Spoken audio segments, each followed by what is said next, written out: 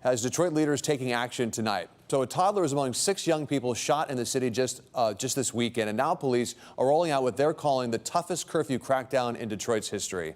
Pamela, you went to that East Side neighborhood where a 2-year-old was shot just watching fireworks in front of his home. What do residents there think about that curfew? Well, Ty, I spoke to 3 people, and they all are hopeful that that curfew will help keep things like this from happening again. I have to tell you, one of the people I spoke to said flat out they were afraid to talk on camera because they were worried about this very violence that police are trying to prevent.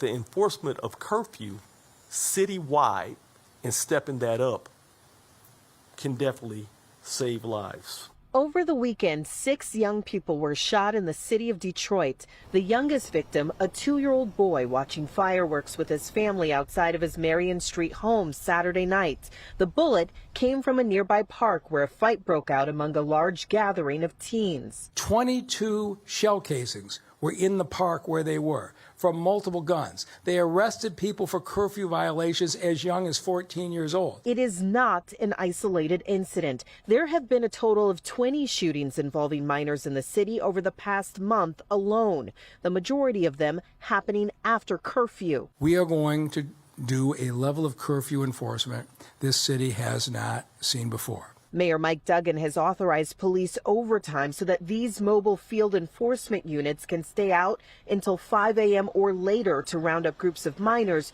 who are out past curfew. So what happens to kids when they get picked up? The purpose of the vans is to be able to transport our young folks and to places where they can be processed at various centers that we identify.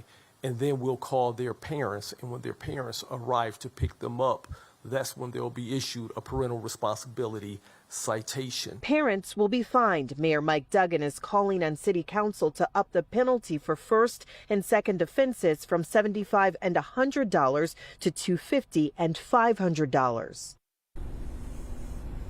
They're also calling on state lawmakers. They would like for the Senate here to pass the Public Safety Trust Fund legislation that would allow them to expand violence prevention programs right here in the city of Detroit. As for that curfew, if you're wondering what it is, if you're 15 years old, you have to be in by 10 o'clock. If you're 16 or 17, that's 11 o'clock, unless, of course, you're accompanied by a parent or a responsible adult. Reporting live outside of DPD headquarters, I'm Pamela Osborne, Local 4.